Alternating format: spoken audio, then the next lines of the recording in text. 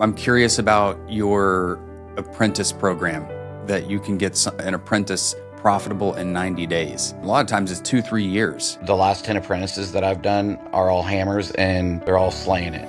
So I know it works. If you think that the shop, your techs don't know what the guys across town make, you're wrong. That bay, that truck is your business. If you run your bay and you run your truck like it's your own little piece of the business, technicians are bottleneck detectors. Technicians are very good at finding workarounds. I'm there getting a lunch. Here's my business card. When you're ready to make some real money, holler at me. This is Heavy Hitters, and I'm Jay Lucas, a 30-year executive search veteran. And throughout my career, I've invested in the success of countless organizations. On this show, I interview industry-leading executives to highlight make-or-break strategies and tactics that drive performance. Ready to tackle some heavy lifting? Let's go. All right, welcome to Heavy Hitters with Jay Lucas, where we talk about the people who are building the future of the heavy equipment industry. Today's guest has spent 18 years mastering the art and science of heavy-duty diesel technology. With approximately 90 Cummins engine certifications under his belt, Marshall Sheldon isn't just turning wrenches, he's building the next generation of technicians. Marshall has achieved something remarkable in that he's developed a mentorship system that gets apprentices profitable in 90 days. But his impact goes far beyond training. He took one customer account from zero to $850,000 in sales in 12 months and helped drive over 300% departmental growth in just 3 years. Today, Marshall is changing how our industry thinks about technician development, self-managed teams, and what it really takes to build a sustainable service operation. Marshall, welcome. So what's going on?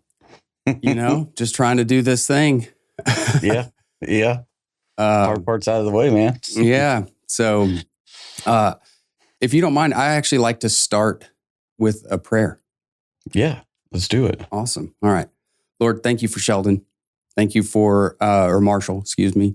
Thank you for the work that you give us and the creative capacities to do that work in a way that honors you.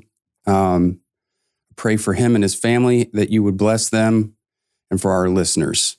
Lord, we ask that your spirit would put on our heart a desire to make work a form of worship. Amen. Amen. You've been in the trade, diesel technician for what, 18 years? Is that right? Did I get that right? Yeah. How did you do that? How did you decide that that's something you wanted to do? Dude, it's the wildest thing because it's like, it was just out of pure necessity, right? Interesting. Like I was in the Marine Corps and I was in motor T. So I drove big trucks and, we do basic maintenance as a driver. So we did all of very detailed inspections and things like that. And it's all listed out. Do you know what you're supposed to do? They got a whole little list and it's actually a giant book, a TMO, and kind of tells you where to grease and all of those things. We did basic maintenance. And were you technically sort of inclined as a kid? I mean, I definitely was a tinkerer for sure. Okay. Yeah. But I hear the word tinkerer a lot, actually. Yeah. But I didn't have any, I kind of had the interest to do like auto in school. The high school I went to had auto. They still do, but I never did it. I never in high school wasn't a person that could change even your windshield wipers in my car. You know what I mean? But my dad wasn't really like that either. I would consider him more of an intellectual, I would say. Yeah. Like he was a professor at the college and he taught high school stuff and things like that. So like I would consider him more of an intellectual. He wasn't really a mechanical in nature either. Is the fact that your dad is in education, is that why you're so geared towards continuous development and training? Maybe, but I don't. I never really had any kind of connection to that, but because he always he worked two different teaching jobs, and so he was always kind of teaching and gone for work stuff, and so we never really were tight like that, my dad and I. So that's just the nature of a parent sometimes, but but then I got out of the Marine Corps and and I was just living off Marine Corps retirement, medical retirement for a while. And I started seeing a girl. She got pregnant, and I got good money from my retirement, but at the same time, I was just like, I was able-bodied, obviously. But I thought, a man's got to have a job, you know what I mean? Like, that's just a weird thing, and you should have a job. So I was, and back then phones aren't what they are now. And so I was like looking in the traders and the newspaper and stuff like that. And there was a job opening for a fleet shop, a wash hand, which just washes the trucks. I thought, oh God, I could do that. You know what I mean? Yeah. And so I went over there. It was like $12 an hour. I went over there. I talked to the shop foreman. The guy's name was Nate Nielsen, super baller dude, super awesome. And he was like asking me a lot of questions. Can you weld? Can you do all these things? I'm like, no, dude, I don't know. No. I said, but I can use the crap out of a pressure washer, dude. Just give me that wand, So he gave me the job, and he said, I'm not worried about all that. I'll teach you how to do all that other stuff, So I said, all right, cool. So that's what I did. I started working there, and I started washing trucks, and my job was to wash all the trucks that were in the yard every day. How many trucks were in the yard? We had maybe 40 or 50 W900. Dude, that's a lot of washing. Yeah. But that's how many we had on the yard. But like, they were all out. Fleet? Was this like a logistics company, or was it? Yeah. Okay. It's Dixon Brothers. I can say it. Dixon Brothers. They kind of gave me my start. Yeah, cool. It was a great company to work for. The owner of the company was really the family it's a family owned business, and they were really good people. And I'm still in touch with some of them. But when the trucks most of the trucks are working during the daytime, right? So there's usually only like, at the time, there might be like 4, maybe 5 trucks, but they also were doubles. So you'd have the truck, the main trailer, and a pup trailer behind it, because that's in Wyoming, and that area you can have Rocky Mountain doubles and that type of stuff, right? And they hauled like fuel and some chemicals and stuff that they hauled up to the mines, is what they primarily kind of did, and crude oil and some things like that. But anyway, I was comfortable driving big trucks, but I never drove anything with a pup trailer before. And so they taught me how to, shop foreman taught me how to do all that. And so I'd pull in my whole set and start washing it, and washing a truck, a main trailer, and a pup trailer, and their tankers. That's a lot of work, right? And then it was my responsibility to keep my my wash bay clean and all those things. And he was a good foreman in the way that he would really hold you accountable to making sure that you were doing your job and that you're keeping your area clean and all those things. Well, sometimes, in the wintertime, you don't get to wash as many trucks. And in Wyoming, the winter is brutal. Oh, and so it can be negative 40, and sometimes the trucks are all just out there running. You have to keep them running because it's so cold, they'll gel up. Mm-hmm. So anyway, long story short is, I started out there and I was washing trucks, and Nate would give me little projects, like, hey, grease this trailer over here. And turns out the trailers from like 1970 had wedge brakes, and there's not any grease zerks. So he would have me go down there, and I'm down there with the grease gun looking for grease zerks like a jerk. Mm-hmm. And there is no grease zerks on there because of the style of brakes they are. Anyway, that's the type of stuff. But he would give me little projects and things like that. And then I remember specifically one, he gave me an alternator to do, and I don't even have any tools. I'll just push my toolbox out there, and then you just make sure that every tool before you put it back. Yeah.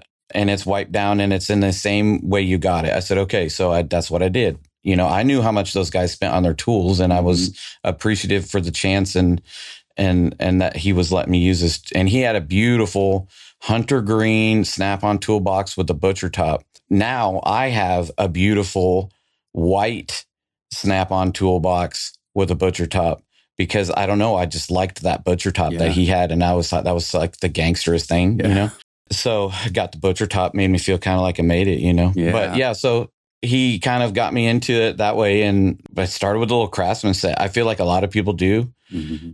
I went to the Sears and I bought like the biggest little set that they have. It's like a 300 piece or something like that. And that's what I started with. And Nate had this, like, I don't know, garage craftsman toolbox or something, little, thing. And he was like, here, you red one. Yeah. And he was like, you can just have this, you know what I'm saying? And so that's what I started literally with. And it probably took a year or two. And then we had a really good Snap-on guy, and I'll shout that guy out too. But Tim, the tool man, was literally his name, Tim Banker. And he was really good in the way that he wouldn't let you buy anything he knew you didn't need. Right. So you could get on the truck and he's like, he knew what the other guys in the shop bought. So he would kind of push you towards those things. And, you need to set consultant.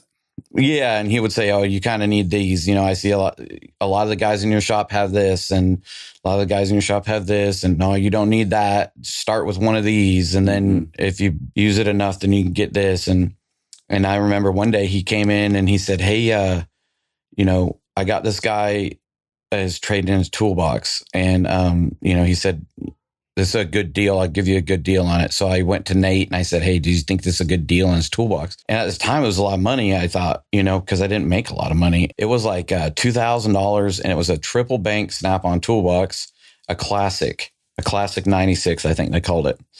And it was like a carousel orange, that bright orange that they have. Nate said, yeah, that's a good deal. I think you should get it, And I said, all right, cool. So I got it.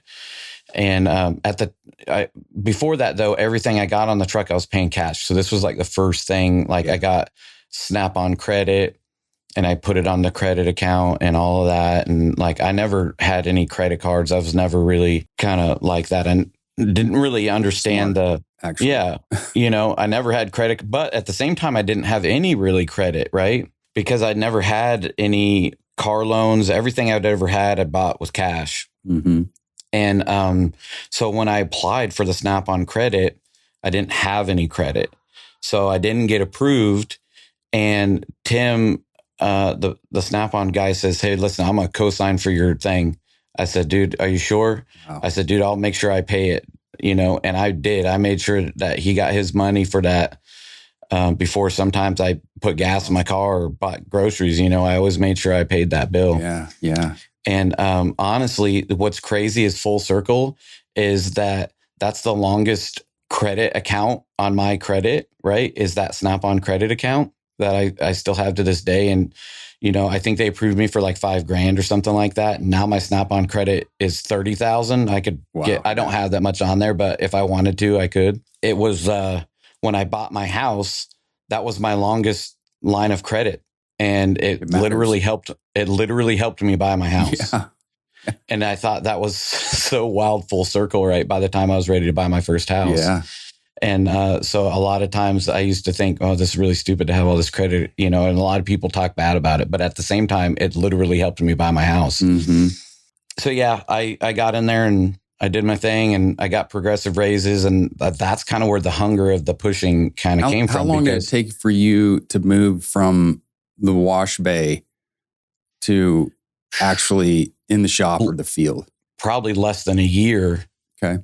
To where I was pretty regularly doing oil changes and greasing and doing those type of things, right? Yeah. And then it was probably about that same time we had like a revolving, you got the on-call phone for a week. And so once they felt like I could do tires and things like that on my own, then I got put on the call list. So you had the call phone for a week, and each guy had it for a week. So there was like 5 or 6 of us. So you only got it like once a month. So it wasn't that big of a deal. And honestly, you got a lot of overtime when you're on call. So like it worked out pretty good. Yeah. And they took care of me. I got regular raises as I progressed, and that was great. You know what I mean? And so that kind of got me fired up. That carrot being there was like, dude, if I learn more and I do more, I'm going to get paid more, And so I just kept pushing and pushing and pushing. And Nate sent me to, in the company, obviously, they sent me to a tank testing class. so that you could test tankers, because tankers have to have a 5-year inspection and a 1-year inspection. There's a lot of stuff that goes with it. It's very it's DOT regulated. It's very regulated. Yeah. And so I went to that.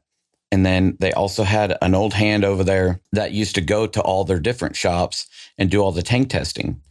Well, in order to be a certified tank inspector, you have to also you essentially have to do those inspections with someone that's already certified for a certain amount of time to become qualified. So I thought, well, this is my chance to get a little bit more money, right? Make myself more valuable. And so I really dug into that guy like a tick. Every time he was there, I was in him, you know, trying to learn and learn. Pumping him for information. Yes. And so like when you do the inspections, we both had to sign them. That's my proof that I did the inspection with the person, and that like, that's how you get that. It's a true verified experience. Mm-hmm. You create basically a portfolio of all these inspections to show your experience. Mm-hmm.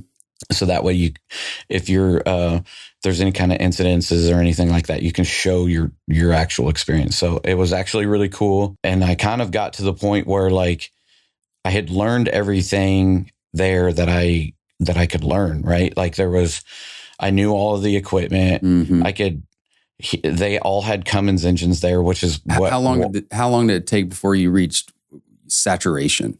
Probably 4 years. Okay. At that fleet, because it's all the same equipment, right? Yeah, it's all the same engines and everything. Now, that being said, is we also had another mechanic at the shop who was a diesel instructor at Wyotech. Okay. And he was the advanced school. Yeah. He was the advanced diesel instructor there, Ted Wren. And he was really, really, really good. But he was also kind of older, and he's a big guy. And so, our foreman was like, here, you just work with Ted.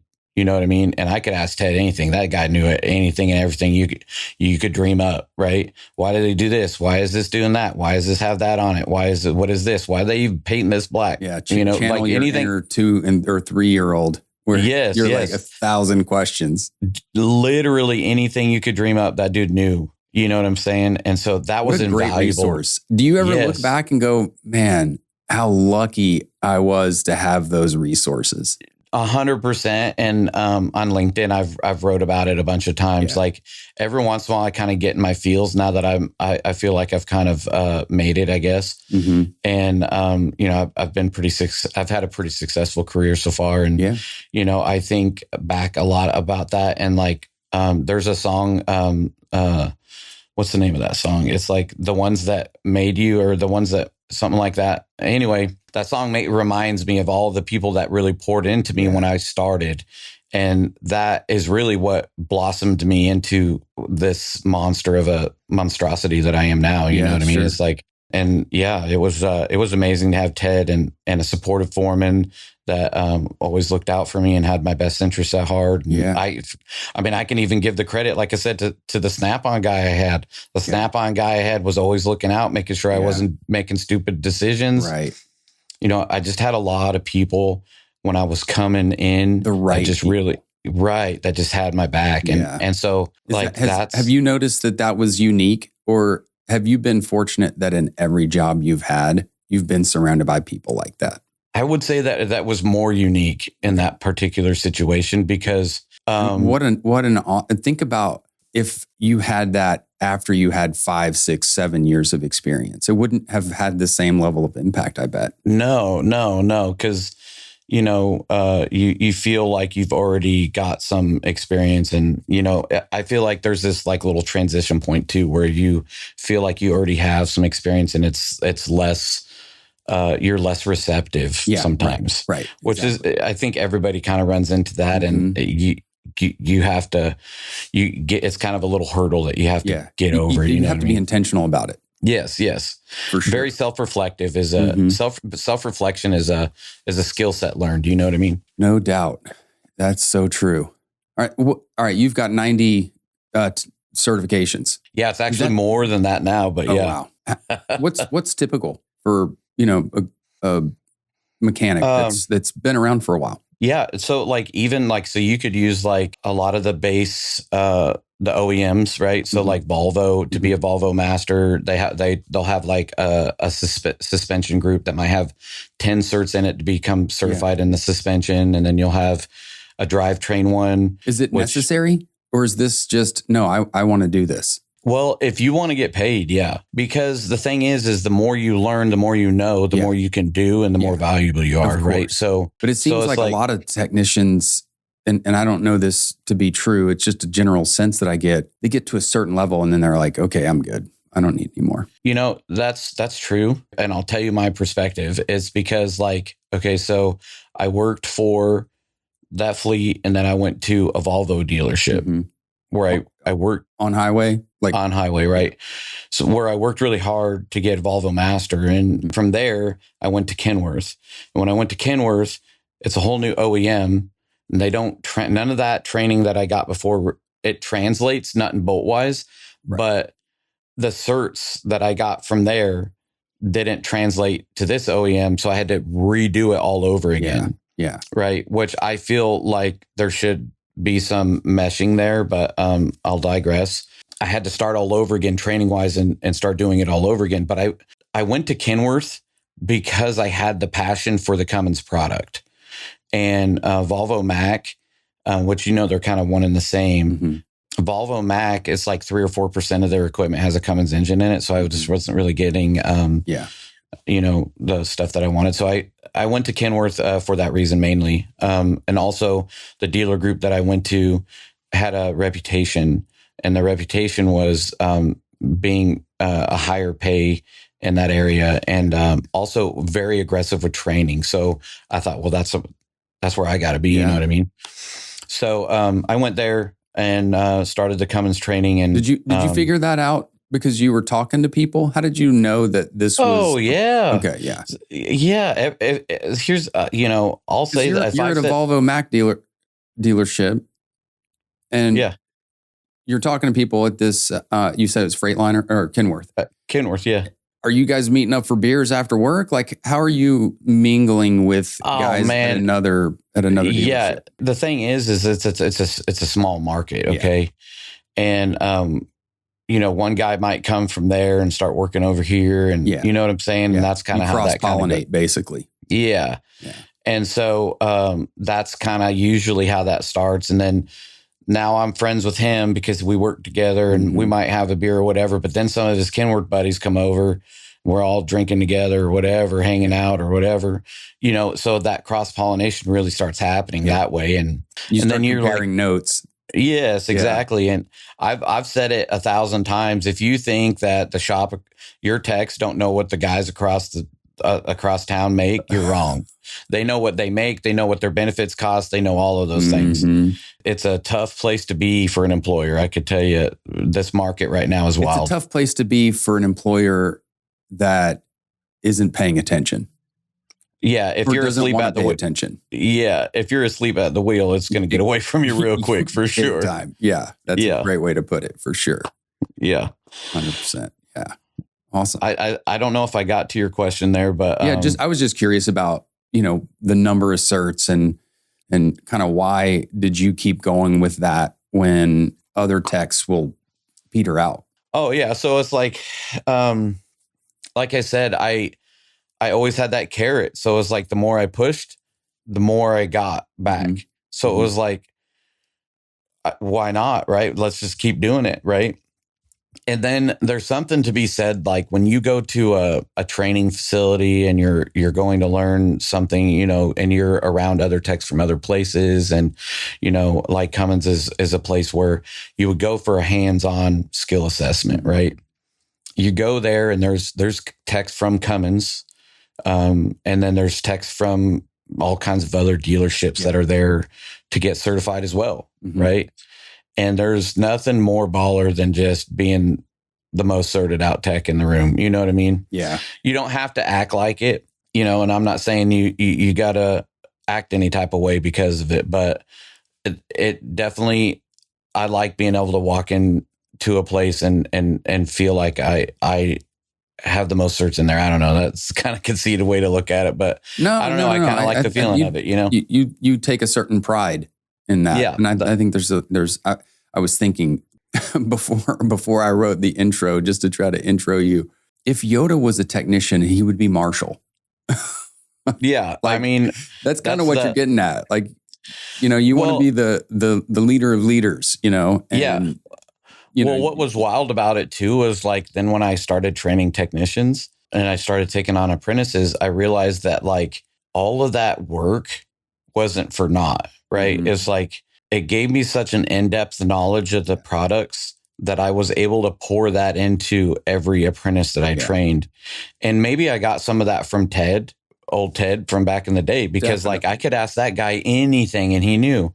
I don't like not knowing if a apprentice comes to me and is like, hey, what's the deal with this? And I'm like, fuck, I don't know. You know what I mean?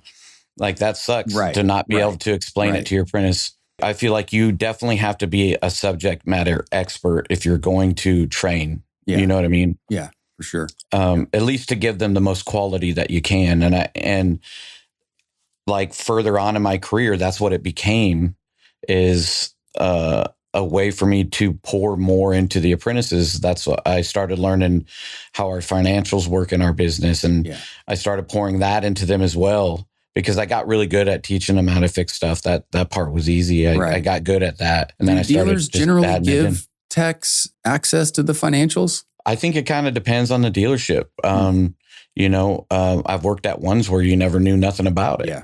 And I've worked at ones where they would just have like a monthly meeting and say, hey, we hit our business plan or whatever. And the business plan was this, and this is where we were. And that's all you get. Yeah. And I've worked at others where you could go right into the GM's office, or, and say, hey, how much profit did we make last month? What was our gross profit? What was our net? And they would sit you down and walk you through it. So that's awesome. I think it kind of depends on the dealer group that you're working for. And I would tell any techs out there that if you don't have the ability to go to your manager and ask them some basic financial stuff about the business, and they're not willing to teach you any of those things, I would say you should probably find somewhere that's willing to teach you that stuff, because no matter if you're in automotive or heavy duty or in a field service truck, that truck is your business. Yeah. And if you run your bay and you run your truck like it's your own little piece of the business, it's its own business. And then you have these goals that do that. It builds a successful business. I think that's probably unique to a handful of people, to have that ownership mentality. Yeah. To think about work that way, that you're not just punching a clock and, checking boxes. Yeah. That you're actually looking at it from a business perspective. Well, and I think you kind of have to, right? Because a lot of times we as technicians get in this mindset of like, why can't we do this? Why can't the shop buy this? Why are they not doing this? And I feel like it's pretty important that we understand the why behind the business decisions that we make. And a lot of managers are not good about explaining the why behind what it takes to do X. We need new lift in this bay. What does that look like? Okay, well, the techs don't understand it. They see, okay, well, we're making all this money and you guys aren't doing nothing. Right. Or if you're a field service guy, you're like, I'm making you guys all this money and I'm driving this piece of crap truck. Right. So, it's important that you understand the business, because if your goal is a new service truck, or your goal is new lift in your bay, or whatever the thing is that you're trying to get the company to purchase to make your job easier or better or creature comfort or whatever that looks like, you need to understand the business side of it. Because if I understand what the metrics are for me that I need to hit to get a new service truck, or I need to hit to get this tool and get an proper ROI on that tool, then now they better produce if you do your part, right? Because 100%. You'll just hit the door.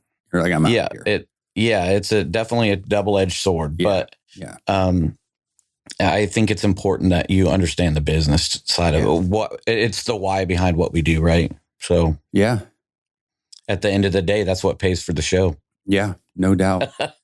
So your profile says mentions something around mentorships more than just showing someone how to do a job. It's about setting them up to run a bay on their own, to lead themselves. Yeah.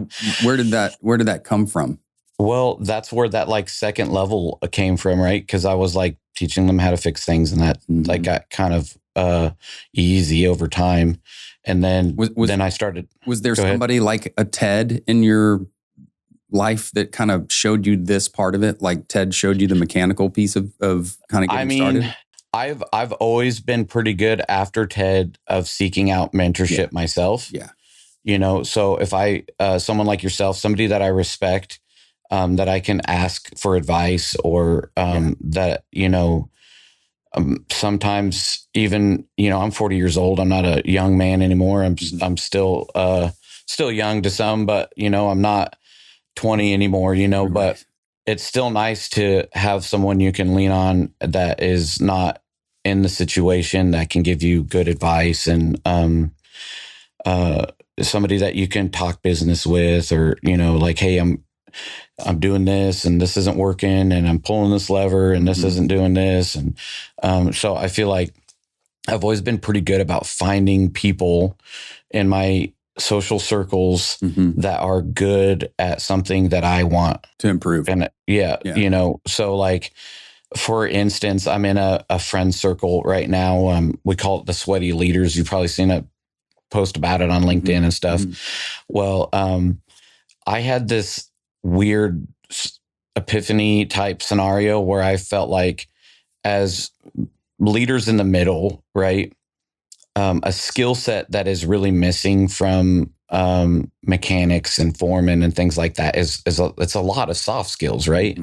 Dealing with other employees and how to properly do that, even coaching up to your management team. All of these things are just soft skills that are not, you don't just have them naturally. Typically, they're kind of skills learned over your life, right? And like any skill, it takes practice.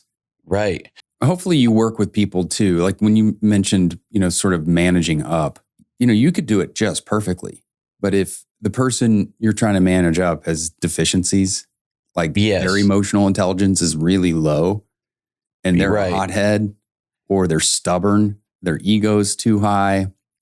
Yeah. Like you could do it perfect, and it's still not going to go great. Yeah, sometimes it's going to be like that. You're going to run into those, you know what I mean? And you have to figure out when you can, when to hold them and when to fold them, you know what I mean? But yeah, so like the soft skills deal, right? So I know someone that I met on LinkedIn and had seen in some other circles, and then I'm also in the SDL, the Service Drive Live group, you know, and I love those guys because I learn, it gives me an opportunity, like we were talking about practicing some of those skills, right? It gives me a lot of opportunity to flex my financial brain, I call it. Yeah. So like a lot of those guys are high level service managers and platform managers, and, you know, the very high level understandings of financials and things like that. And it's really cool that they even let me be in there, if I'm being honest with you. And, but what I realized too is they really raise me up and make me feel like I know what I'm talking about sometimes. And sometimes I'm just like, I don't know if I do sometimes, you know, but I'm talking to them about financial stuff in these meetings, and sometimes I do, squirrel finds a nut every once in a while, you know? Yeah. And, but it gives me that opportunity to really flex that financial muscle. And while I was in there, they had a lady in there, Jean Reidelbeck. And I just was listening to her talk, and I was like, I just like the way she talks, and I just got a vibe. You know what I'm saying? Sometimes you just get a vibe from someone. Yeah. So I reached out to her privately, and I was like, hey, I know this is probably really weird or might be off uncouth, but like, I have a circle of friends that we are always just trying to learn. And would you be willing to just have like a quick meeting with us, like on Teams or whatever platform you prefer? And then we could just all Google Meet or whatever, and we could all just chat. You know what I mean? Would you be cool with that? And she said, oh yeah, let's try it out. So we got on there, and I told her like kind of the premise is that like, is soft skills, is kind of like some of the things that we're working on. And she said, okay, yeah. So we get in there, and the first meeting was pretty good. And then the second meeting was even better. And then it just got to where it's just like, I don't know, she kind of feels like the mom of our group. You know what I mean? It's like you can go to mom and be like, hey, it was a tough day at work. You know what I mean? And it's really cool to have someone like that can just give you just really good advice, just life advice sometimes. You know what I mean? Yeah. And she's always just really rah-rah on us, you know what I mean? And I love that too, and it feels good to feel like you have somebody in your corner. And that was just a random, like I said, I just have a kind of a knack for finding people that they have some kind of skill set or some kind of special ability that just really is, I can see it, and that's the same way I choose my apprentices. Mm-hmm. Is I'm really good at just seeing something in someone, a potential, or there's just something in them, some little spark, Yeah. And then I found another person in that same SDL group, Ray Hernandez, and I got him helping us with financials and doing like general financial stuff, and we do a lot of just flexing that one-on-one, flexing that financial brain. And he's really good about, because sometimes in those meetings, it gets pretty deep, and, they're talking about a GL account and this and that. And you're like, dude, what the hell is a GL account? And you know what I mean? Accounting speak. Right. And it's accruals like, and GL. Yeah, totally. Intercompany accounting. Like, yeah, it's a lot. But what's cool about that meeting is like, I can jump in and say, hey, like, stupid question, but what the heck's a GL account? And they don't know, nobody's judging or nothing. You know what I'm saying? Like, this is what it is. This is what it does. This is how it works. Yada, yada. Yeah. But like when we're with Ray, that gives us those opportunities to really ask a lot of those, what we would think is a stupid question. Yeah. And then really get a deeper understanding of each one of those little acronyms or whatever it is. And then when we're in those meetings, we have the ability to have more deeper conversations. And so, and he's been a fantastic resource, not just for that, but it's just another person we collected into our little situation. You know what I mean?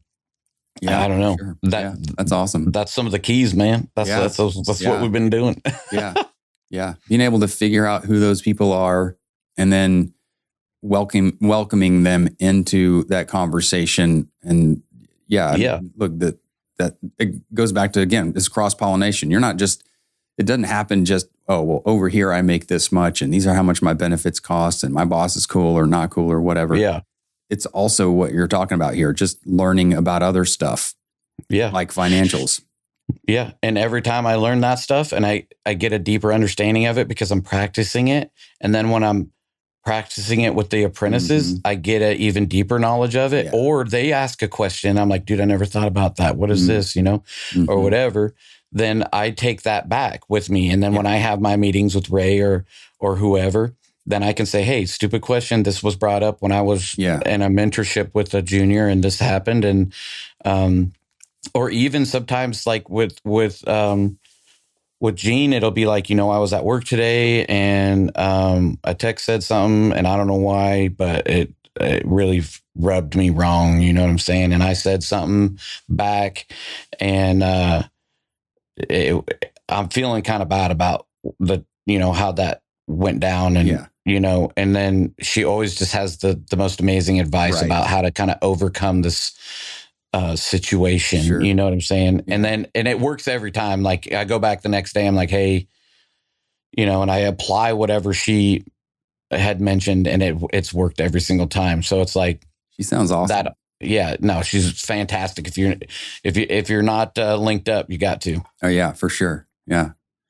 All right. I'm curious about your apprentice program that you can get an apprentice profitable in 90 days. I mean, so that's not, I mean, a lot of times it's 2-3 years, that's a long learning curve. So what's that look like? And what's different about your approach that you're able to sort of concentrate this this range? Yeah. So it's definitely it takes a little practicing and trying and things like that. You have to try and then see what works and what doesn't. I think it's what I do may not work in someone else's situation, but is it a formal program? You're like chapter 1, chapter 2 type thing? At my last facility, we did have a kind of structured thing. It wasn't really adhered to real tightly, but I used it kind of as a guide, guardrails, What I did was just accelerate it to a very large scale, and so the scale was basically a 2-year situation. Where I scaled that to basically they had all of the like OEM mandated training was all done in the 90 days. And then at that same time, I'm one-on-one with that apprentice 45, 50 hours a week, one-on-one. Wow. Something else that because it's an accelerated program, everything is going to be accelerated. So that includes their learning how to write proper stories. Yeah. So not only are they writing a story for something that they may have been working on, and they're also writing is for like technician narrative. Yeah. So the technician narrative is like what we did, yada, yada. It's not, this was broken, once upon a time. Period. Yeah. Yeah. I replaced the water pump. Period. Yeah. My wife always jokes around. I said, well, I got to write my story and then I'm going to head home. And she always joke around and be like, well, once upon a time, but, we just call it a story, but it's a technician narrative is a more technical name for it. But the way I accelerate that is they'll write their story for whatever they were working on. And typically we're working on the same project together, but I have the work order and there may be multiple complaints with that work order. And then I piecemeal that work order out. So like they'll do this and this and this, and then I'll do this one thing. And that's that they may not be ready for. And you know what I mean? So we've got to still be efficient for our customer, right? Yeah. Ultimately, that's what I do is I have them write their story for the stuff that they did. And then when they get done, I will dictate to them what my story is. And then they're going to write my story too. For the same ticket. Right. Got it. I'm not writing any stories when I have an apprentice. They're writing my stories and their stories. Yeah. Got it. Even if we're working on 2 different tickets, they're going to write my story too. Yeah. Right. Yeah. They're going to do my time punches. They're going to do their time punches. Yeah. They're going to do their stories. They're going to do my stories. Yeah. They're going to do all of the things, but twice as much. Yeah. Yeah. Hence the 90 days. You're concentrating that. Right. Because the goal is for them to be as independent as possible in the 90 days. Right. And it might sound like that's a recipe for disaster, but I can tell you that the last 10 apprentices that I've done are all hammers, and none of them fell out, and they're all still in the business, and they're all slaying it. Yeah. So I know it works. And then what I did enjoy about the kind of guided list that they kind of had was like a tool. They had a tool thing. So it's difficult to because it's their money, right? So you can't like really push them to buy more and more faster than they really should, right? Yeah. So now part of that mentorship too is I always tell them like, I don't care what truck you choose. If you want to go on the truck, if you don't want to go on the truck, I'll go to Harbor Freight with you. Yeah. And I help them make good decisions on tools like, hey, I've been around a long time and I know what tools suck and what tools don't suck, which ones work good, which ones don't, which ones break real easy, which ones don't. Which one's the best deal? Like you don't want to overspend on a tool if you can 100%. find a tool that does the same thing for less at Harbor Freight. Unfortunately, most of the toolmen are not like the one that I had when I came up, and they'll sell them a $400 RC car that they don't need. Yeah. Right. Yeah. So I'm the Tim when I'm on the truck with them, right? Yeah. So I'm saying, hey, you don't need an RC car. You need a set of wrenches because you've been borrowing mine. Yeah. Right. Yeah. I don't mind them borrowing my tools. That's part of the thing. That's part of the gig. Right. Now what that created in me is that I have 2, 3 of everything. because like I hate when I'm going to get one of my tools and one of the apprentices is using my tools, right? Yeah. And sometimes I've had up to 2 apprentices at the same time. So now I have 3 of everything. So I have 3 of the same impact, 3 of the same set of wrenches, 3 of this, 3 of that, right? 1 for each of us, basically. Yeah. Which, you can't have too many tools, I say. Yeah.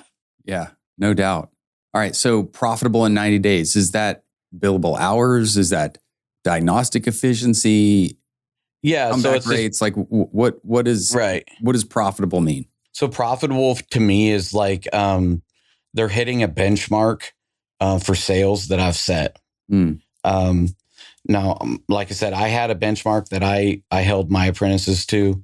It was a goal. This is the goal, 90 days expectation, right? If we get to 90 days and we're not hitting the benchmark, we need to understand why. Is that include parts and labor? That's labor only, right? Got it. Okay. Yep.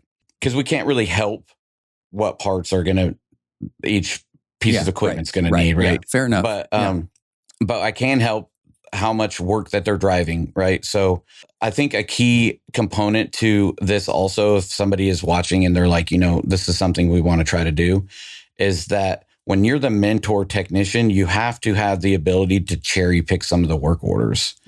Because when I'm training an apprentice, I always know what skills I'm working on with my particular apprentices and at their levels. So I might have a brand new apprentice, but I also have a guy that's a 1.5 year guy, right? He's more independent at that point and he doesn't need to be handheld. Right. But at the same time, it's nice for me if I'm able to, I know he's working on a particular skill set and then I can pick that work order out and say, this one is for him and this one is for him. Yeah. Yeah. That is kind of a thing that I got to throw out there. Because if you're just going off a basic dispatch, it doesn't quite work as well because it's like, you really have to be able to pick and choose the work that is going to be given to said apprentice because there's skill sets that we know we're strong in this. We don't need to feed that person as much of that. So let's give them more of this, right? Now, as far as like the profitability part of it, it's like, I know what that technician costs me to be there 40 hours a week and they're hourly. So I know what I need to get in return, right? So I know we have to sell X amount of hours. Yeah. Right. We need to. Is that 80%? Is it 90%? Like what, is there a percentage? Yeah. So I go off of 90%. So because there is going to be some training time and things like that, right? Yeah. So which or we you have jump to into a job that takes more than you really were expecting. Right. Which, to be fair though, that is our position to ensure that our technicians are getting paid properly. So for the work that they're getting a proper return on their work. Yeah. Not necessarily them getting paid directly like that, but like it's our responsibility to make sure that their efforts are getting paid for. So if there is something like that comes out and there's a problem that's not their problem, then we need to go to our customers and, make sure we're getting paid. And that's where that story is really important. Yeah. A bolt breaks, right? Now we've got to extract it, right? Yeah. We need to go to our customer and say, hey, we're going to need some more time for this. But yeah. Yeah. But there is 90% is the goal. The last 5 offhand, they all were well over that at 90 days. So the processes that I've been doing have been working, and they've all met or exceeded the benchmarks. So that I just set. The companies I've worked for haven't really had any benchmarks for any of those things. They're just kind of personal to me, personal with the apprentices, and those things. So does that answer it? Yeah, for sure. All right. So self-managed teams, it's kind of central to your philosophy. Sometimes you get a service environment and, these shops, they still pretty heavy oversight, over dispatch and, how you actually navigate in a situation where you don't have as much freedom. Have you experienced that? I mean, yeah, it's more like when it's like that, it's more like a factory at that point, right? I feel like we're grown-ups and we should have some autonomy in what we do. Some of the guys I get are and gals. I've trained a couple female technicians. Yeah. Some of them that are right out of college or not even went to college. I've trained a lot of mechanics that didn't even go to college. I've selected a bunch from restaurants and things like that. I'm there getting a lunch and I'm like, dude, that guy's got something special. Yeah. Here's my business card. When you're ready to make some real money, holler at me, Yeah. I got off track. What was the question again? Sorry. No, just how some service organizations or service shops are like super structured and controlled, and just how do you navigate that? Yeah. And so my point was that, some of those are younger people, but at the same time, they've never really had someone that was like, you're an adult, right? And adults make decisions. Yeah. You know what I mean? And so for me, that is also a thing. And it's kind of a weird part of my life because I have a teenage son that's 15 and going to be driving soon and all those things. And it's like, it's important to me that I exercise this with my own children. And it's like and my wife is reminding me constantly, she puts it in perspective of summers, right? So she says, you have 3 summers with this child left. That's it. That's all you get. You get 3 more summers. I heard somebody use Thanksgivings, holidays. Yeah. Like you only got 3 more Thanksgivings, before they're gone. And it really puts it in perspective, right? So that's kind of the thought process. And I have lived by that. And I feel like people need independence to do, we hired them for a reason. Yeah. Right. We hired them because we thought that was the person for the job. Let's let them do the job. And so we give them all the skills.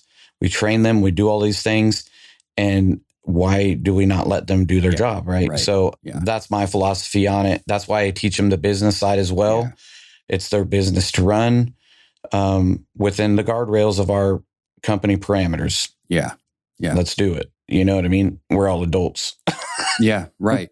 Well, it's funny, I talk to people all the time, and my job is to talk to people about their, job search in a lot of cases, or about an opportunity that I might be offering that could improve their situation. And what I've learned is that there's 2 forms of compensation.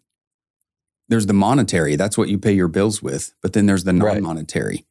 And high performers, one of the common reasons why high performers look for other jobs is exactly this, that they're not trusted. They're not given freedom. And making a mistake is like, if you get your hand slapped every single time, what incentive does somebody have to want to try something that might work? If you think you're just going to get your hand smacked for it, or, so having professional autonomy is a form of compensation. You can't pay your bills with it, but holy cow, man, it makes the job worth it. Yeah. Or not. Yeah. And, and that's one of the things that I enjoy is, I really have to have that, It reminds me of do you mind if we sidebar? Yeah, go ahead. Okay. So speaking of Gene, one of the meetings that we had a while back was about scope creep. All of us in this meeting are definitely high performers, and high performers, the way I've understood it is that we have a higher tendency for scope creep because we are willing to do more than the average. She was just kind of mentioning, like, you have to be really careful. Yeah. There's got to be something. What are you getting out of this scope creep, right? What we also were talking a lot about in more detail was that, like, I'm a type of person that will take on more duties because I know that at the end of the day, I'm going to learn some skills from that scope creep, and it's going to make me more valuable. Yeah. Or just that creates some job satisfaction for you. That you actually 100%. I call it putting your fingerprints on things. Exactly. People got to put their fingerprints on stuff. That's exactly what I get from it too. So we talked very deeply about that. And it really made me think a lot about that because I'm definitely one of those people that is just like, oh, I'll do that and I'll do this and I'll do that. And it affects job satisfaction. Like I said, that's another non-monetary compensation. Yes. It's the freedom of the things. Now, also technicians we are bottleneck detectors. Okay. It's the nature of what we do. Because our job is all based off of the efficiency of what we do. So because of the nature of our roles, we are bottleneck detectors. And so when there's a bottleneck in a process, technicians by nature of us are very good at finding workarounds of bottlenecks, right? So for me in field service, what I've found is that a lot of my scope creep is because of bottlenecks and processes. So I will identify a bottleneck, try to resolve it with the management team. And if sometimes it's just a company policy that we can't, they at their level have no way to do anything about it. Or it's a broken process in the parts department that, is slowing down parts availability. Or the technician's got to walk, or drive halfway across the city to pick up a part. You're like, this doesn't make any sense. Like I'm wasting time.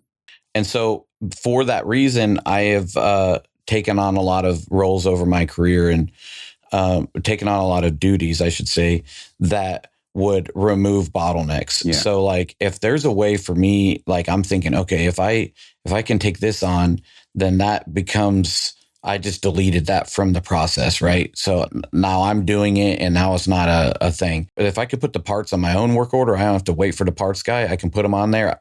I can even pick them. I know exactly where they are in the freaking thing and go get them. I can bill them myself. I've taken that completely out. I've taken the parts guy completely out of the whole thing, right? I only need him to order something now. You know what I mean? Or whatever that is. You've made his and your job easier. Yeah.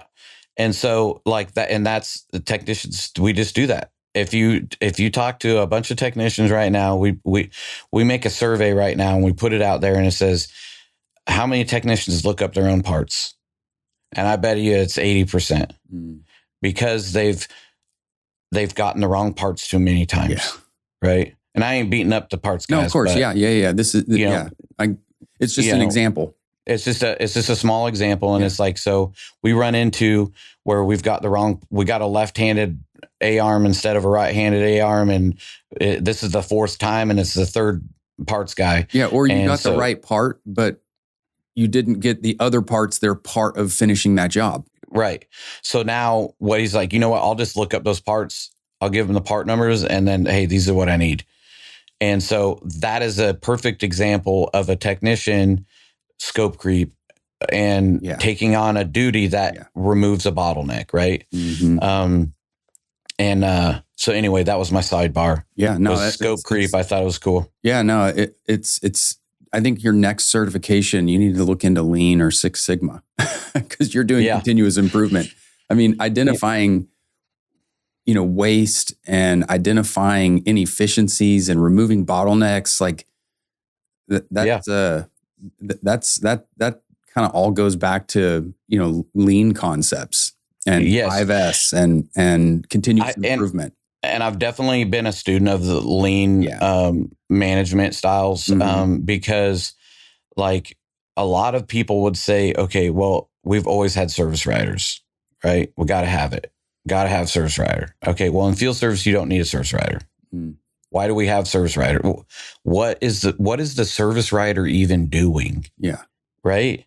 They're okay. So they're looking over or, closing a work order, I can do that. You know what I'm saying? Like I'm at the customer's location. I'm physically talking to the customer. I'm building the customer relationship. I'm doing all of those you're things. You're both service rider and technician. I might as well just write the story up and build it to the customer. Like that was the easiest part of the job. Right. Right. So, and it only took me a couple of minutes. So let's just go ahead and like, give me a couple more bucks. We don't even need service rider. Yeah. You know what I'm saying? Just get rid of that position.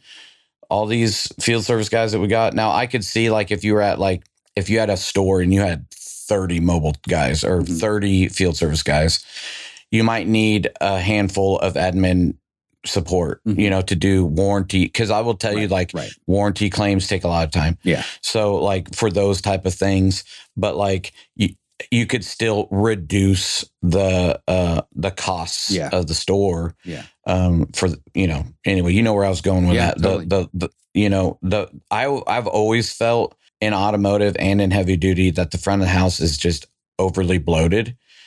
And I think that also comes from the mindset of like the technicians pay for the whole show. There's a reason why we have a metric and it's fixed absorption. And it's because we're trying to figure out, can the techs in the shop pay all of the bills? That's what fixed absorption is, right? Cover all the OpEx. Mm-hmm. So why do we have a fixed absorption if the techs don't pay for the show, right? I come from this mindset of like, okay, well, we've got fixed absorption. And then, okay, so if all the techs are paying for all of the bills, technically, right? That's the way what we're shooting for, right? And then everything else we do is icing that is just net profit, right? It's mostly net profit. Mm-hmm. And we're going to put all that money in the bank.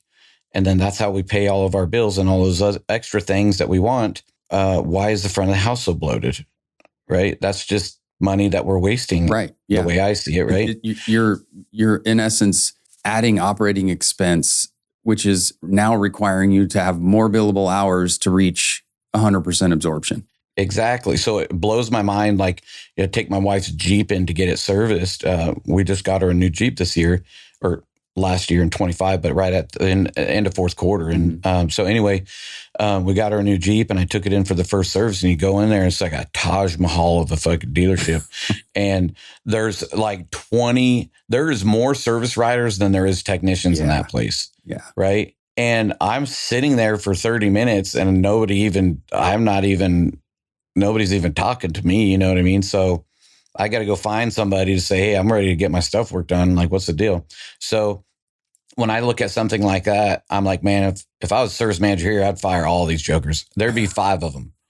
There wouldn't be 20. There'd be 5, and they'd be running around here with their hair on fire. You know what I mean? Yeah. Because that's a perfect example of a bloated front of the house, and those technicians have to build more and more hours to reach that fixed absorption rate that we're all looking for. All right, I'm curious. I'm a revenue guy. I'm a sales guy, so I'm particularly attracted to this growing this account of yours from 0 to 850,000. How do you do that? Is that intentional? It is a little bit, right? I mean, do you have a sales strategy? I mean, most sales guys are going to sit down, they're going to map out their accounts. They're going to say, okay, these are my top accounts and these are my next accounts. And I got to see these people, a certain amount. Like, do you do that? Oh, 100%. I use Google Maps too. Google Maps is like my favorite. Yeah. So because of the nature of what I do, I'm in field service, but I work on trucks. A good place to find where trucks are parked is on Google Maps. And you have your typical conquest list because you have fleet customers, things like that. And then you're going to look at your 3-year situation with those customers. Are they going up? Are they down? Why aren't they doing business with us anymore? What do we got to do? Yada, yada. Mm-hmm. But so you've got your typical conquest list, and then you can take your Google Maps, add to that conquest list, and you can go call on all those customers, which is all typical stuff. How do you use Google Maps to find out where trucks are parked? So you literally can just go on Google Maps, and you can do this after the show. Go on Google Maps and just look at where you live, and then look for like big spaces, and that look like big. Yeah, so it's lots. It's not a feature of Google Maps. You're just using some common sense here. Yes. Okay. Yeah. Fair. No, look, I love it. It's great. Yeah. So that was one of the little tricks that I used to use a lot. I haven't used it in a while just because I've been pretty solid with. What percentage of people that you prospect are like, nah, I've got a mechanic. I'm good. I don't need any help. Well, I always say I just need one shot. Mm-hmm. Right now, I have, just like I feel like most people do, I have indicators that I'm looking for that makes that person a good prospect for me, right? Mm-hmm. So typically what I like to look for is the age of their fleet. If their fleet is a lot of new stuff, I'm not afraid to work on the new stuff. Mm-hmm. But customer pays. and warranty is more difficult, right? Because there's more administrative time related to it. Right. I'm looking at the business costs overall. Yeah. So do I support my OEMs that I work for? Of course.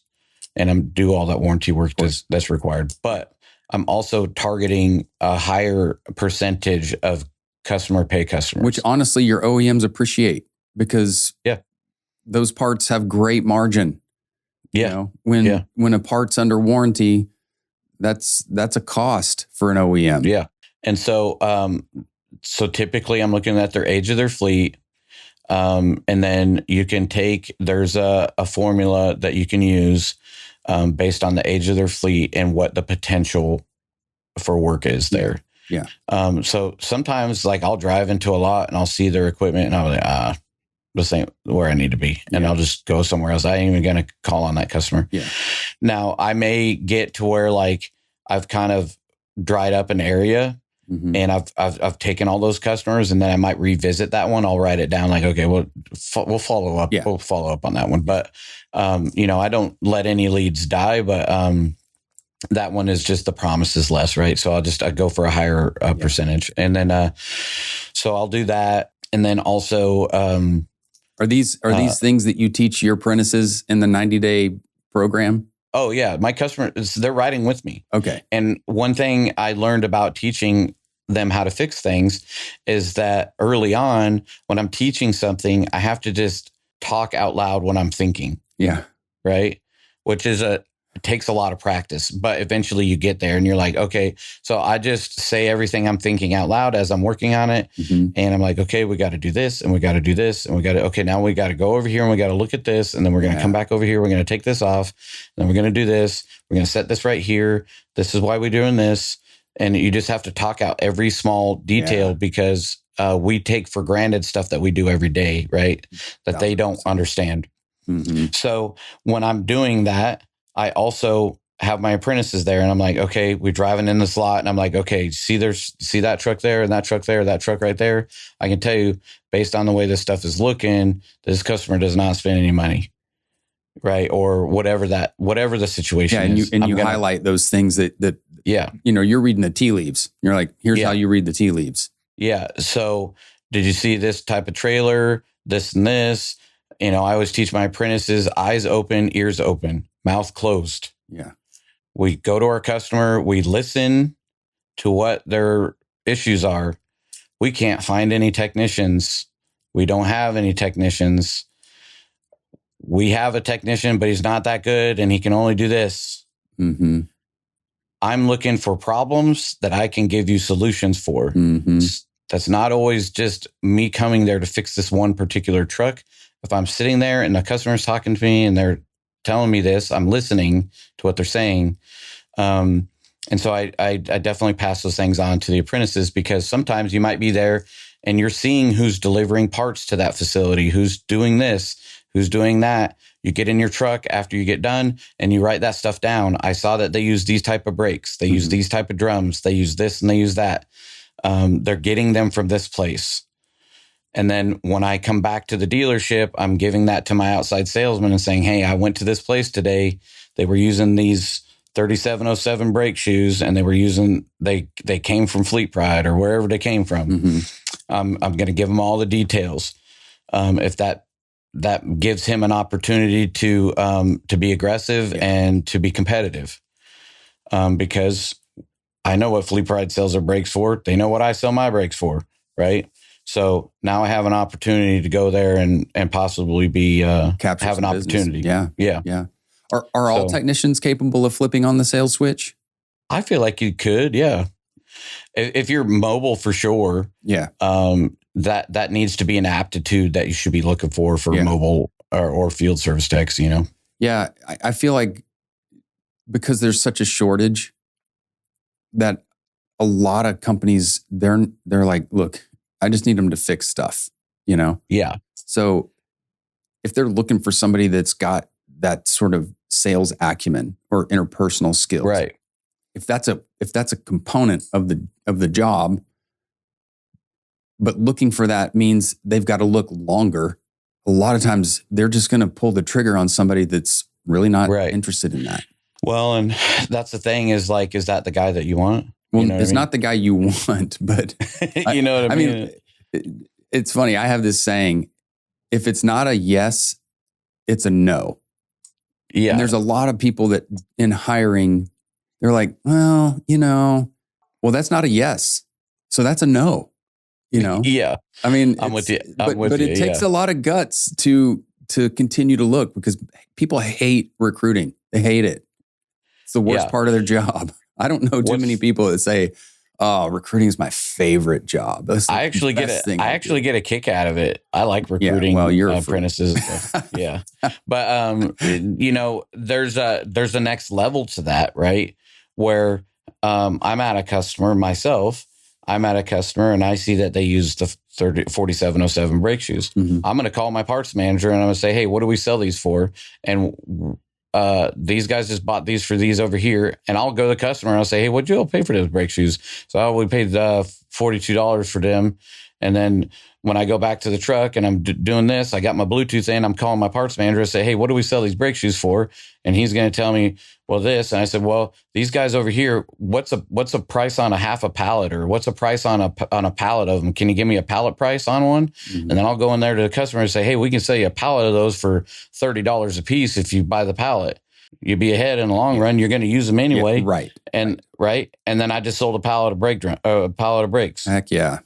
That's awesome. I don't really get anything out of it, but the satisfaction of it. But yeah, it's kind of fun. Well, you certainly, what you do is you make an impact. You leave a mark somewhere in their brain where they're never going to forget you. Well, and I think that's what you have to do to build that customer base, right? That book of business, right? And I feel like a successful field service tech or successful mobile technician is going to have a book of business.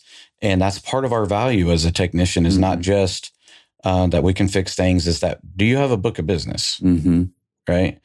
And then, so we were talking about how do we build a customer to that high level, right? So we've talked about how we find them. And then we've talked about how we can kind of reduce those down to a few more potential customers based off of what the opportunity is. So so now we found this customer, right? And there's a lot of opportunity. You've went there. They've got 50 trucks there. They've got 100 trailers there. They've got a couple of mechanics that have to service that whole fleet. And we sold them a pallet of brake drums. And now we're talking to the foreman and we're just like, hey, what are you running into out here? What's the biggest hurdle that you have out here? And he says to me, I just can't hire any technicians, man.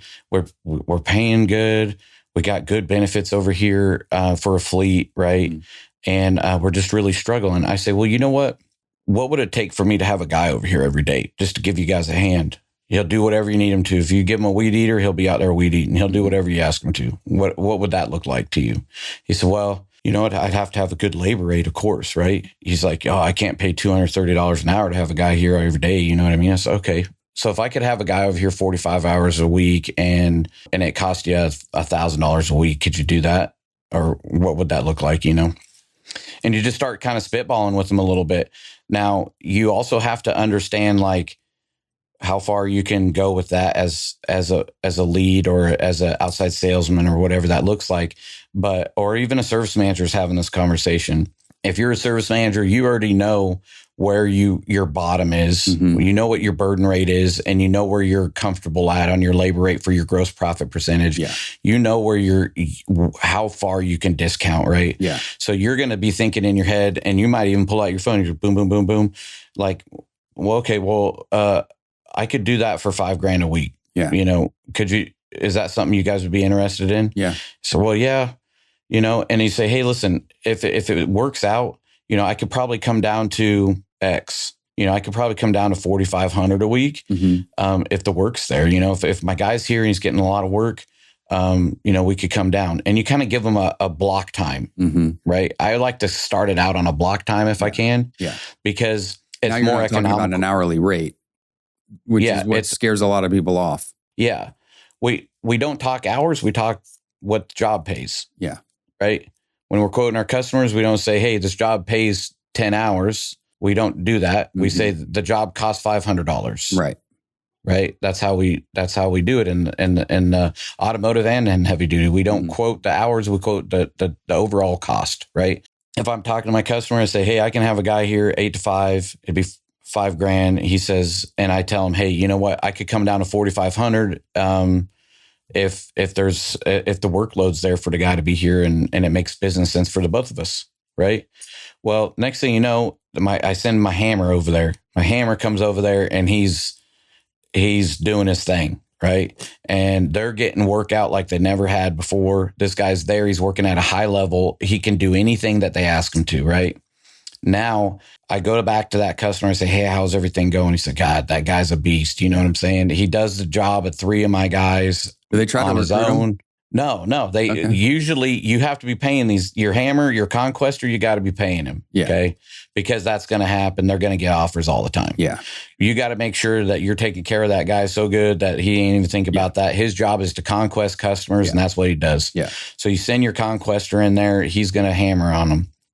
And then the way you grow this is now that guy lets go one of his guys, or one of his guys leaves for whatever reason, or one of his guys is sick for an extended amount of time. Now he's only got 2 guys. He calls me. He says, hey, do you got another guy? One of my guys is out, or I just lost a tech, or whatever that reason is. This has been working out really well. I said, hey, you know what? I got a young cat that I could put in there with my other guy that he can do X, right? And he could fill a lot of that role for you. Yeah. I can do that for X, and I'm going to send him over there. Yeah. Now I've got 2 techs there working every day, Monday through Friday. What's your turn like? Once you've set the hook, are they pretty much they're in, or do things get to a point where you wind it down? I mean, there's definitely a plateau, right? You're going to reach a saturation level because there's only so much work that customer can afford, and there's only so much that they have to do. I feel like you kind of get to a comfortable area for both you and them, because you can't cut your rate anymore and they can't afford anymore. Yeah. So now you've got 2, maybe 3 guys embedded at said location. They're working all day, every day. You know, they work the same hours as the customer. They go straight there every day. They basically work there. What I've solved for them is they don't have to look for a technician. They don't have to pay any of the erroneous things that comes with an employee. The benefits, the taxes, not to mention the potential loss of a customer that's pissed because you can't get their equipment out the door fast enough. That's costly. Because if you can't keep a truck running or a machine running, it's likely that person's not going to buy that machine again. Yeah. And now you're affecting sales, not just service. Or you deliver goods to a customer and your trucks keep breaking down or whatever that is. You've got to make those deliveries. They're going to drop you and hire somebody else to haul their stuff if you can't get it there. Right. Right. So same concept. But yeah, this is a tried and true method. And what I have found is that if there's you reach a saturation level, and then now you've got 3 guys there. Now it's time to go find the next one. You leave those guys there; they're working there full time. Well, you ain't got to mess with that. Now I'm going to go find another one. I'm going to do it all over again. And now over there, I've got 2 apprentices, 3-year guys working under a guy that's probably an 8 to 10-year guy, and they're just hammering over there doing their thing. I'm going to go conquest another customer. I'm going to talk to them. I'm going to hear them out, and I'm going to do the same thing over and over again. And I'm going to find their problem, and I'm going to offer them a solution. Yeah. And 9 times out of 10 with fleets, I can't find a mechanic. I can't hire mechanics. I don't have the money to pay what mechanic's not good. You can only do a couple things. You know, I can't offer them the benefits packages that, you know, the thing is that everybody's having the same problem. We can't find a mechanic, right? Yeah. Now, the thing is that at the dealer level, we have a lot of things that we can offer mechanics that they want. They want training. They want high pay. They want all these things. They want good benefits packages. We have all of those resources at our disposal. And then other things that we can do is we can provide more value for that customer. So now we've conquested them. We've gave them 3 techs. They're working there full time. Now they have 2-3 of their own techs. What I'm going to do is I'm going to leverage my OEM relationships, and I'm going to train their technicians too. So I'm going to all of my OEM relationships, I'm going to have somebody come down and I'm going to have them teach HVAC. I'm going to have somebody come down and I'm going to have them teach this, and I'm going to have somebody teach this. Now I'm adding them value. Not just for you, but for the person that you're contracting with, your client. Yeah. That's my client. So now my client is seeing, this is not just, I'm paying you. This is, I'm getting a lot of value for my money. Yeah. Right. I'm getting a lot of value for my money. I can call you anytime. You always have text for me. Yeah. This is like a recruiting agency on steroids. Basically, you're doing staffing is what you're doing. Yes. And so this is, like I said, it's a tried and true method. It works over and over and over and over again. And it's because of the market. Yeah. You know? Yeah. And it's awesome. been working for years. Yeah. And that's how you grow a customer from almost nothing to 800 million, That's yeah. I mean, that's brilliant.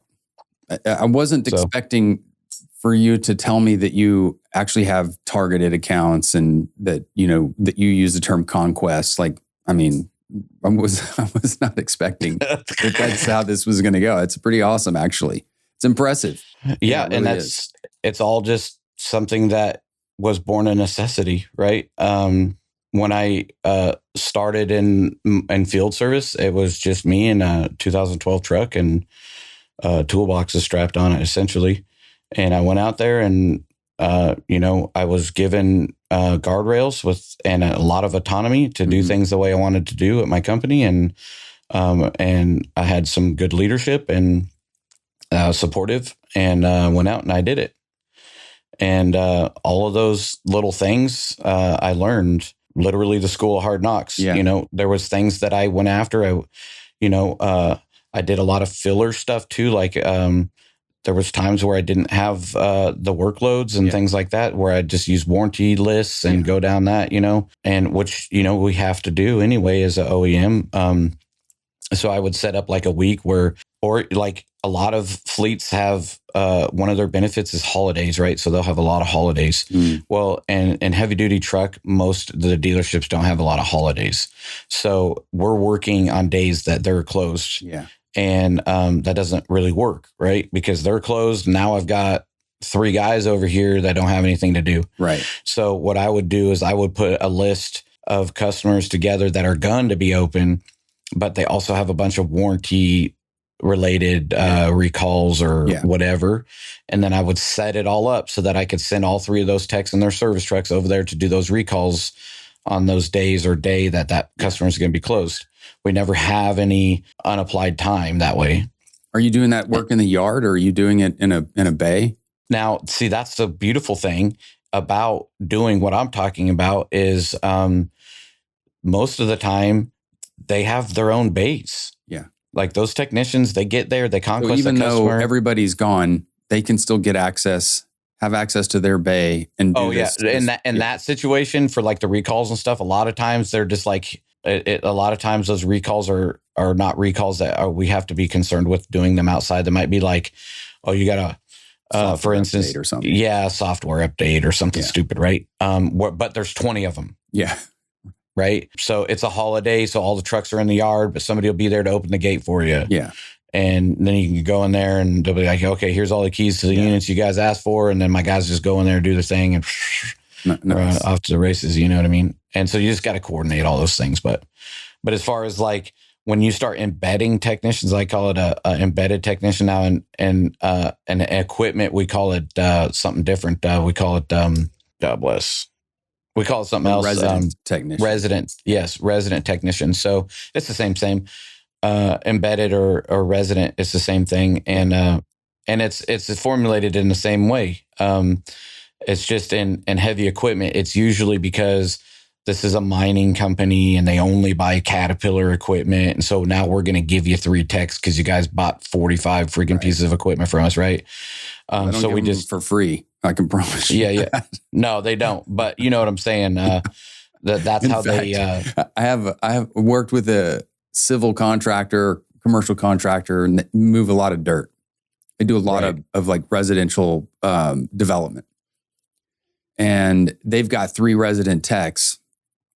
And they called us to help find somebody who could basically manage their service in-house at the contractor.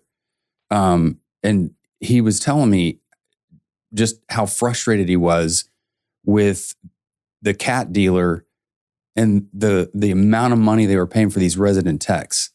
He said, I feel like we're hostage, you know? And so, it's definitely when they say, we'll give you 3 resident techs, and like, well, give is probably a misnomer. yeah.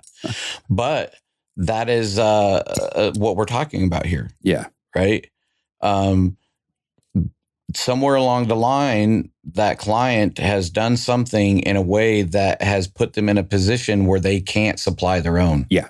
Right. And the dealership saw an opportunity there where, hey, we can give you 3 techs for X. Or they're in the same position that your conquest is in.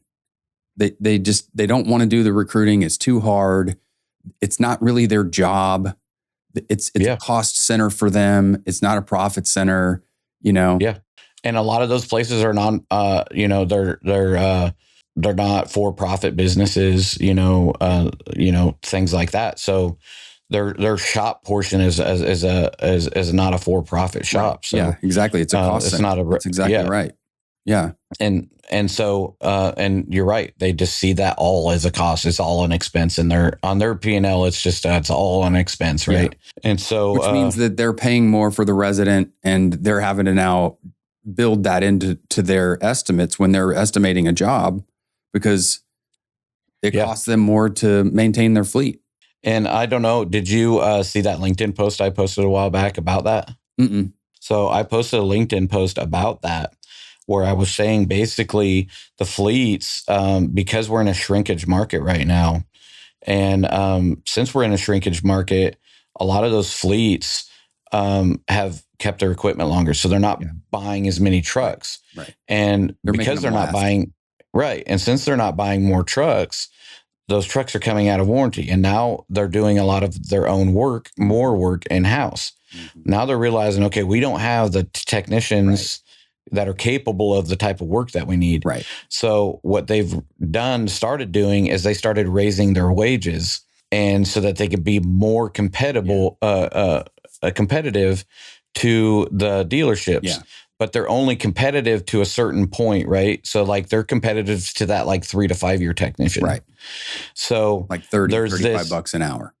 Right. 35, 40 tops, right? For a stud or something, right? What that's done is that's like, it's a weird time for both the dealerships and the fleets, because those fleets are in this world where they're starting to get more competitive.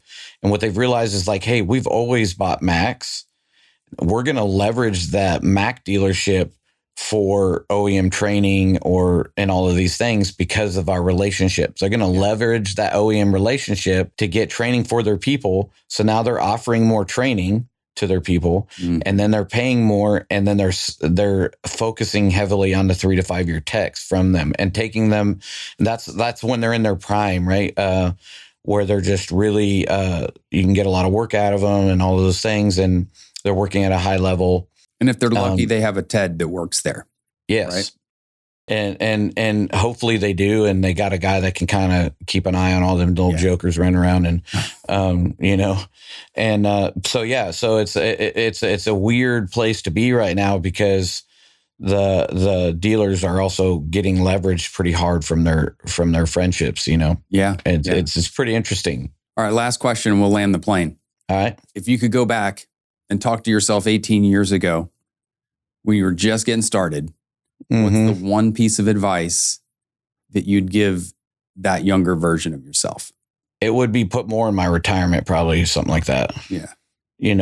Now another something I think about too is like, I invested so heavily in my tooling and all of these things that now I'm at an age where I can afford most of the things I want. And it brings me to a question my wife asked me a couple months ago.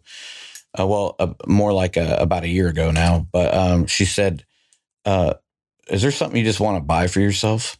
And I was like, I don't know. What do you mean? And she said, well, like a car or something, like, is there just something that like do you feel like everything you get is a toy of some sort? Yeah. Right. Do you not feel like everything you get is either for work or for the family, or, you know what I mean? Like you might make a sacrifice. You're like, man, I could get that hot rod, but instead I'm going to go buy the minivan. You know what I'm saying? Yeah, right. So she's like, do you ever feel like that? And I was like, well, yeah, a little bit, but I don't dwell on things like that. You know what I mean? Like, and she's like, okay, so what's the top 5 cars like reasonable? Like if there was a car, like you were like, hey, you had the money, everything's good. You don't have to worry about, well, we need a new traveling vehicle or whatever. What's your top 5, And so I was like kind of going in my mind. I was like, I don't know. I kind of like some of the stuff it's kind of an eclectic list. I was like, I like a Honda S2000. You remember the Honda S2000s? Yeah. And she's like, oh, those are kind of ugly, And I was like, well, they're cool. I said, what's cool about them is, they were like the first car to have 100 horsepower per liter, that's cool. And she's like, okay. And she's like, but when you look them up and you try to find a real nice one online, they're like $20K. She's like, well, that's not that bad. Yeah, we could probably do that. And I was like, okay, well. And then I said, but she said, okay, what's else on the list? And I was like, I always like those like late 60s Firebirds and Camaros. Those are classics, right? And then I said, but really on my hit list is I want a Nissan GT-R. I said, I know that's wild. I was like, that's my wild one. And she's like, okay, so like, what are we talking here? And I was like, I looked a couple up online. I was like, I like the like 15, 16s. I showed her a couple of them online and they're like 60 grand or whatever. Oh, wow. She's like, all right. She's like, oh, that's doable. Let's do it.